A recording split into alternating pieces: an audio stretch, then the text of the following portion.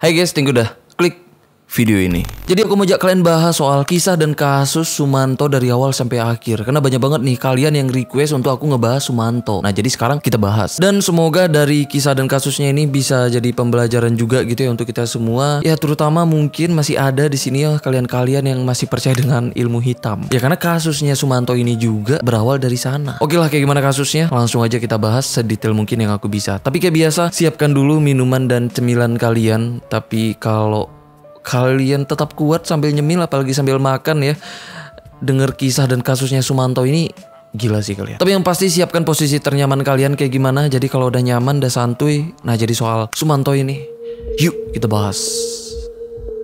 Sumanto lahir di desa Pelumutan yang ada di Kabupaten Purbalingga, Jawa Tengah, yang tinggal dengan bapak ibunya dan juga ketiga adiknya. Saat masih kecil, kehidupan Sumanto ini sebenarnya terbilang berkecukupan ya, berkat warisan kakeknya yang ngebuat dia bisa mencicipi sekolah, yang padahal di zaman itu banyak orang yang masih belum mampu untuk sekolah, yang masih terhitung mahal. Aktivitas Sumanto sepulang sekolah biasanya dia itu bantuin bapaknya mengembala ternak milik keluarganya. Setelah itu Sumanto ini pergi ngaji sama teman-temannya. Pulang ngaji biasanya mereka nonton film layar tancap di desanya. Jadi di masa ini, di masa SD-nya, kehidupan Sumanto ini ya relatif normal, bahkan bisa dibilang bahagia karena berkecukupan. Tapi guncangan keluarganya mulai terjadi saat Sumanto ini udah SMP. Karena di saat ini keluarganya mulai perlahan ngalamin kesulitan keuangan yang ngebuat satu persatu barang di rumahnya pun itu mulai dijual cuman untuk kebutuhan sehari-hari. Itu semua karena harta warisan dari kakeknya yang udah mulai menipis. Sedangkan bapak dan ibunya itu nggak punya pemasukan yang cukup. Sedangkan satu-satunya yang masih mereka harapkan itu ternak milik keluarganya. Itu pun hewan ternaknya satu persatu udah mulai dijual ya untuk kebutuhan sehari-hari. Sumanto pun yang awalnya pergi sekolah naik sepeda, akhirnya jalan kaki karena sepedanya pun terpaksa dijual. Sampai akhirnya ya dia pun itu terpaksa putus sekolah. Disinilah kesulitan keluarganya pun udah bener-bener sulit. Bahkan saat itu Sumanto pun gak ngapa-ngapain, cuman nganggur. Terus beberapa tahun kemudian setelah Sumanto ini dewasa, tapi saat itu kehidupannya udah bener-bener sulit, ditambah dia yang gak punya kerjaan ya. Itu tepatnya di tahun 1988. Saat itu adanya tawaran kerja untuk pemuda di desanya untuk dikirim ke Lampung untuk kerja di ladang tebu yang ada di sana. Demi mengubah hidupnya yang saat itu udah dalam keadaan sulit banget, Sumanto pun akhirnya jadi salah satu pemuda yang nerima tawaran itu. Yang akhirnya Sumanto dan teman-temannya pun itu dikirim ke Lampung untuk kerja jadi penebas tebu di sana. Setelah setahun kerja di Lampung, teman-temannya Sumanto itu balik lagi ke Purbalingga karena ya kontraknya udah pada habis. Sedangkan Sumanto lebih memilih untuk menetap di Lampung karena Sumanto udah nikah dengan wanita yang merupakan warga di sana yang bernama Sutrimah yang juga pekerja di ladang tebu itu. Tapi baru setahun nikah, Sumanto ini jadi suami yang temperamen bahkan kasar, yang suka main tangan, yang ngebuat istrinya pun ketakutan, yang akhirnya karena ini istrinya pun gak kuat dan menceraikan Sumanto ini. Beberapa tahun kemudian, tepatnya di tahun 1993, Sumanto yang masih tinggal di Lampung menikah lagi dengan warga di sana yang bernama Tugiem yang juga pekerja di ladang tebu itu. Nah dari Tugiem akhirnya Sumanto ini pun punya satu anak perempuan. Tapi lagi-lagi sifat temperamennya pun kambuh lagi. Di sini dia jadi suami sekaligus bapak yang kasar bahkan gak bertanggung jawab. Karena Sumanto saat itu jarang pulang ke rumah, dia ngabisin waktu dan uangnya di luar untuk dirinya sendiri. Sekalinya pulang ke rumah, Sumanto ini tuh selalu kasar ke anaknya dan juga ke istrinya. Karena ini lagi-lagi istrinya pun gak kuat dan akhirnya mereka pun cerai. Sejak itu Sumanto pun hidup sendirian di Lampung, gak punya saudara dan gak punya pasangan hidup juga. Apalagi ditambah saat itu ya keadaannya juga yang sulit secara keuangan. Biarpun dia masih tetap kerja di ladang tebu tadi. Dan di sini juga Sumanto ini mulai ngerasain kekosongan tuh di hidupnya. Yang mana inilah cikal bakal dari kasusnya ini.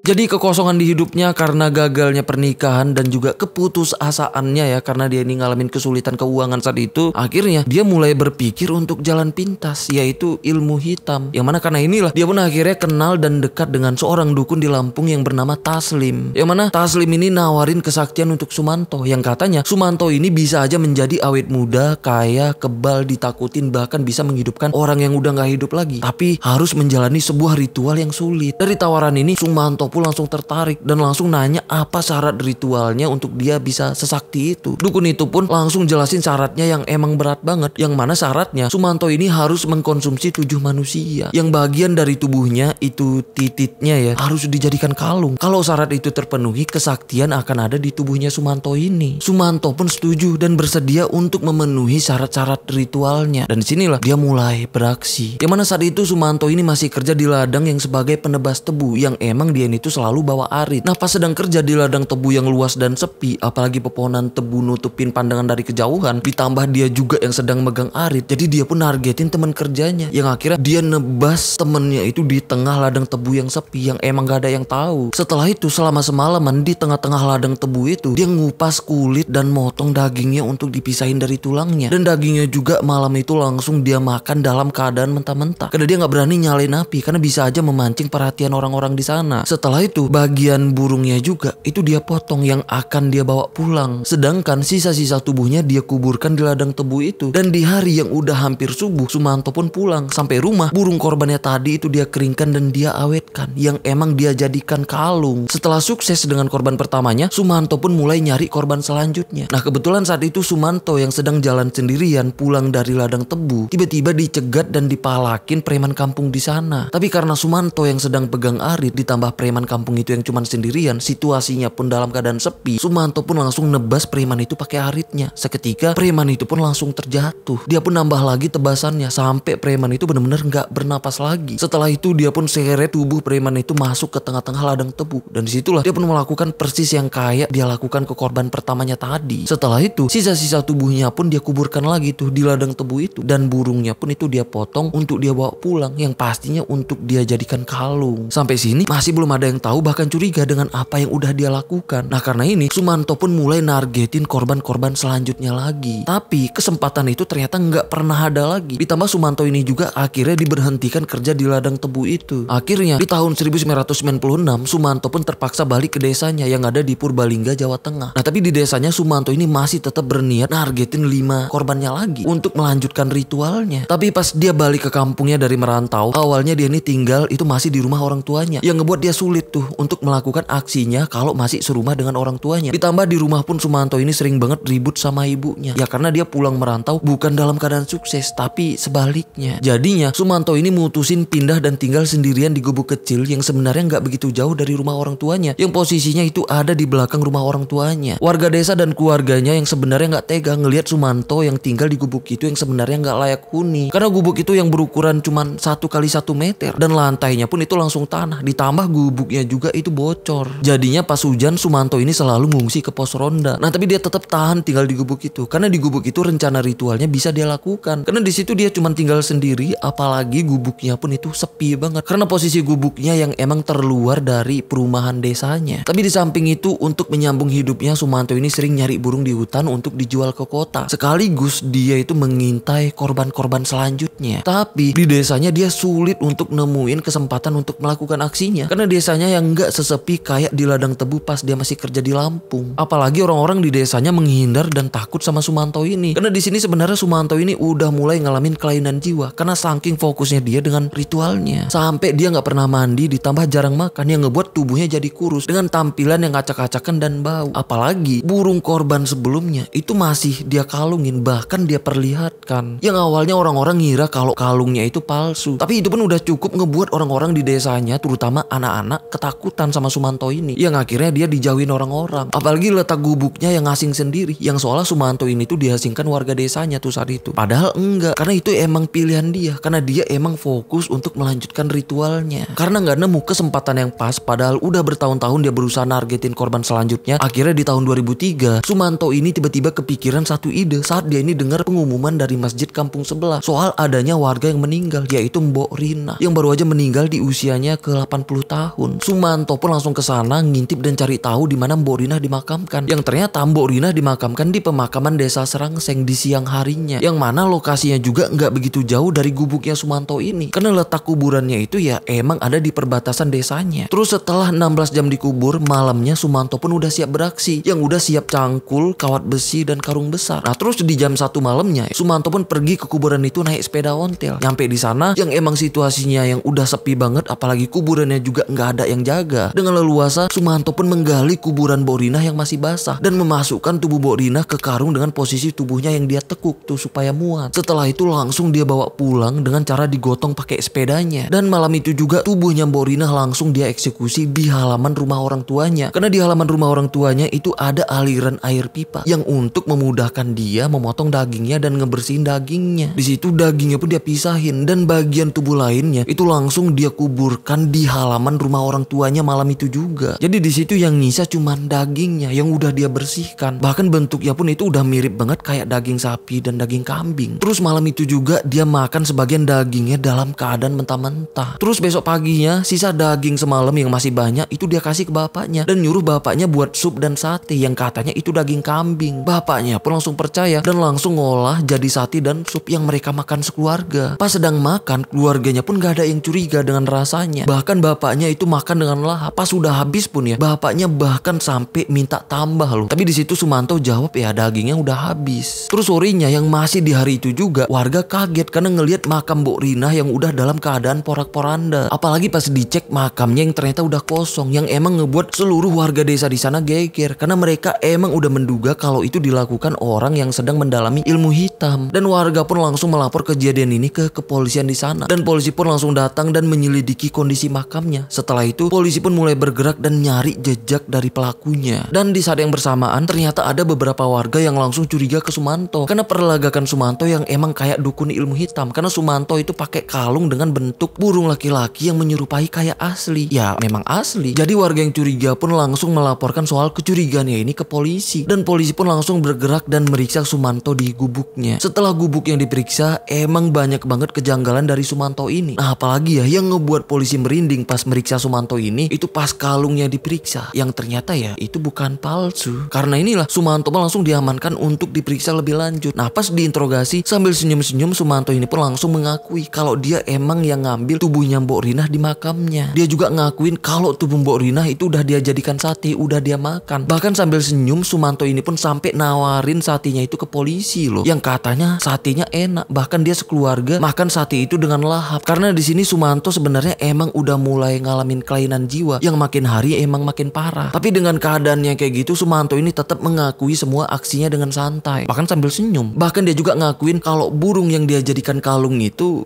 berasal dari dua korbannya yang ada di Lampung yang juga dia makan. Yang katanya tujuannya untuk bisa mendapatkan kesaktian ilmu hitam. Karena ini berita soal kasus ini dan pengakuan Sumanto ini benar-benar menggemparkan seluruh warga desanya, bahkan seluruh Indonesia saat itu. Apalagi keluarga Sumanto yang sempat makan sate dan sup itu ya pastinya kaget sekaget-kagetnya setelah mereka tahu ternyata sate dan sup yang mereka makan itu bukan daging kambing. Dan di saat rekonstruksinya atau reka ulang gimana Sumanto ini melakukan aksi yang di tempat kejadian, yang emang ngebuat warga yang nonton proses rekonstruksinya langsung mual. Karena di situ Sumanto ini memperagakan secara detail gimana cara dia melakukan semuanya, termasuk gimana cara dia makan dagingnya. Terus karena ini semua akhirnya di tahun 2003 Sumanto ini pun dijatuhin hukuman 5 tahun penjara. Hukumannya diringankan karena ternyata setelah kejiwaannya dites, Sumanto ini emang dalam keadaan kelainan jiwa, yang melakukan itu semua dalam keadaan kurang waras. Padahal dia melakukan itu semua dalam keadaan sadar, yang mana dia emang sadar kalau itu perbuatan melawan hukum. Karena setelah dia melakukan itu, dia ngubur tulang korbannya kan, yang artinya dia menutupi jejaknya, takut ketahuan. Artinya dia sadar kalau itu ya perbuatan yang salah, perbuatan melawan hukum. Ya entahlah, yang pasti itulah hukuman yang didapatkan Sumanto ini. Terus di masa hukumannya Sumanto ini satu sel dengan 8 napi lainnya yang semuanya ketakutan dengan Sumanto ini karena kasusnya. Apalagi perlagakan Sumanto ini yang ngebuat mereka merinding karena Sumanto ini suka ketawa dan senyum-senyum sendiri. Nah jadi napi-napi lainnya yang satu sel dengan dia semuanya pada ketakutan jadi korban dia selanjutnya. Jadi napi-napi lain sampai minta pindah sel karena ketakutan. Karena ini akhirnya Sumanto ini pun dipindahkan ke sel lain yang cuman sendirian. Tapi saat menjalani masa hukumannya, Sumanto ini dinilai berkelakuan baik karena di dalam sel dia ini mulai taubat dan sering ibadah, patuh dengan peraturan yang ada, bahkan disiplin. Jadinya dia dapat pengurangan masa hukuman yang akhirnya di tahun 2006 dia dibebaskan setelah menjalani 3 tahun hukuman penjara. Setelah bebas, pas dia mau balik ke kampungnya, ternyata seluruh warga desanya nggak ada yang menerima Sumanto ini untuk menginjakkan kakinya di kampung itu lagi. Yang akhirnya Sumanto ditampung Pondok Rehabilitas An-Nur, yang mana ini rehabilitas berbasis agama Islam yang ada di Desa Bungkanel, Purbalingga. Di sana Sumanto benar-benar diterima dengan baik. Terus berjalannya waktu, secara perlahan kejiwaannya pun itu mulai membaik. Biarpun gak sepenuhnya membaik, tapi di sana sehari-harinya ya Sumanto ini belajar Al-Quran dan mendalami ilmu agama. Terus karena Sumanto yang emang dikenal di kalangan masyarakat Indonesia karena kasusnya kayak tadi, jadinya di tahun 2018 kemarin ya, tepatnya di tepi Kali Klawing Purbalingga, yang mana ini salah satu destinasi wisata di sana. Jadi perusahaan daerah di sana itu sampai mengadakan lomba lari dikejar Sumanto. Sumanto. 5 pemenangnya dihadiahi 1 karung kentang, 1 karung tomat, 1 karung sayur-sayuran, dan juga beberapa hadiah lainnya. Dan lomba ini pun sampai diikuti 800 peserta yang lari sejauh 5 km sambil lari dikejar Sumanto. Dan yang ngejarnya itu bener-bener Sumanto loh, bukan cosplaynya Sumanto. Bahkan di situ Sumanto pun antusias jadi bagian dari event ini. Dan event ini pun sampai dihadirin banyak para penonton yang ikut memeriahkan acaranya. Yang katanya juga ini emang bertujuan untuk mempromosikan wisata daerah di sana. Yang emang lomba ini pun langsung viral karena banyak media yang memberitakan lomba unik ini. Sampai ada pro kontranya juga. Karena banyak yang setuju dengan lomba ini karena emang bertujuan positif untuk kabupaten asalnya Sumanto ini. Apalagi kelihatan Sumanto pun seneng, yang artinya ya nggak ada paksaan dari pihak manapun. Tapi banyak yang kontra juga, yang nganggap acara ini tuh memanfaatkan kepopuleran Sumanto yang padahal karena kasusnya yang mengerikan. Dan lomba itu juga dianggap nggak etis. Selain karena kasusnya kayak tadi, Sumanto saat itu emang masih dalam proses rehabilitasi, yang mana keadaannya tuh masih belum sepenuhnya pulih secara kejiwaan. Tapi kalau menurut kalian gimana nih soal lomba lari dikejar Sumanto ini? Ya mungkin kalian punya alasan sendiri soal lomba ini tuh kayak gimana. Ya komen aja di bawah. Dan komen di bawah juga kayak gimana pendapat kalian soal kasus Sumanto ini. Oke lah, sampai sini aja pembahasan kita soal kasusnya Sumanto ini. Aku Rizky Wadiono, sampai ketemu di kasus selanjutnya. Bye bye.